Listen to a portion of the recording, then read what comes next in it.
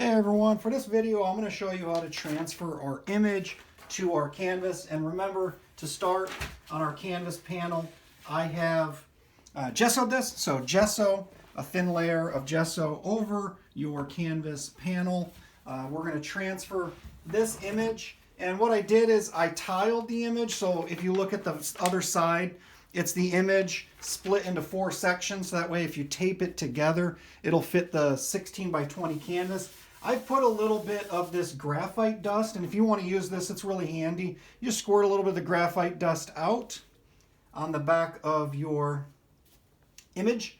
In this case, the photocopy of the shell, and take a rag or a paper towel and just polish the back of the surface with that graphite dust, keeping in mind it makes a bit of a mess. And you don't have to put this everywhere. Basically, you need it on the back of your shell. You don't need all, because there's not a lot of detail in other than the shell and the shadow. So you can kind of see where you need to put it before you rub it on there. There's some graphite dust in the Fulkerson Studio that y'all are welcome to use. Make sure you put an even gradation on here so it's kind of like a mid-gray everywhere. If you want to use the graphite dust, just make sure you put some newsprint down or something first so it doesn't get all over the tables in the Fulkerson Studio. Some of you already used this on the mural process. If you don't want to head over to the Fulkerson Studio, or if you don't have graphite dust, you can also use just regular pencil and take, like, you know, I would use like a 4B or a 6B and just rub graphite everywhere on the back, kind of like this here. Or this is a extra black charcoal pencil. So you could do same kind of idea everywhere that you know you need to put the value to be able to transfer this. And then the next step will be to lay this over top of our canvas, like so. Find the spot where it fits. So this is the 4 pieces, the individual photocopies that you printed out, and you're tiling those together. And you're just going to draw over top of the details.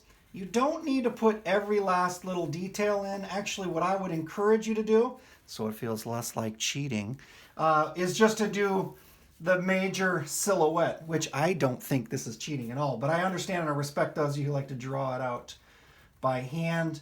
That is certainly okay in general, but I want to really encourage everyone to do this process to begin. And you can see, voila, beautiful, it transfers. Actually, can you see that? Can you see that on there? Looks pretty good. You're just tracing around the major stuff, so that way you know where to kind of paint by number and plug in the values.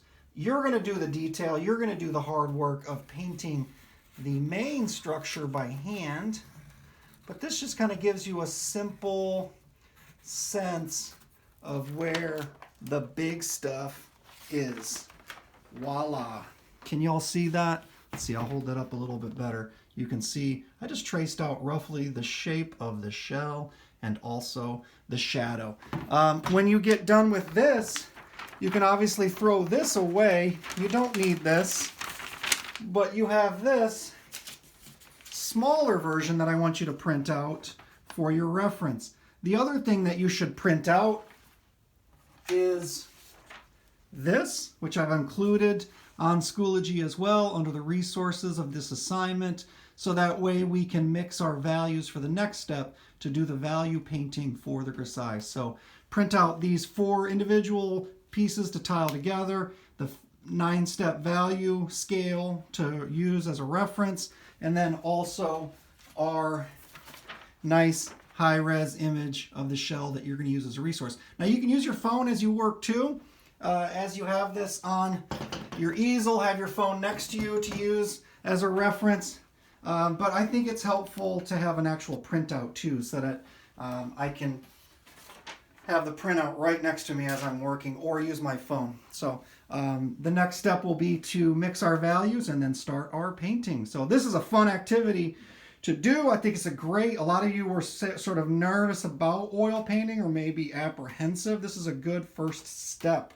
And I think you'll have a lot more confidence gaining through this project and seeing what you can do with just a little bit of talent, a little bit of skill, and just a lot of patience, honestly.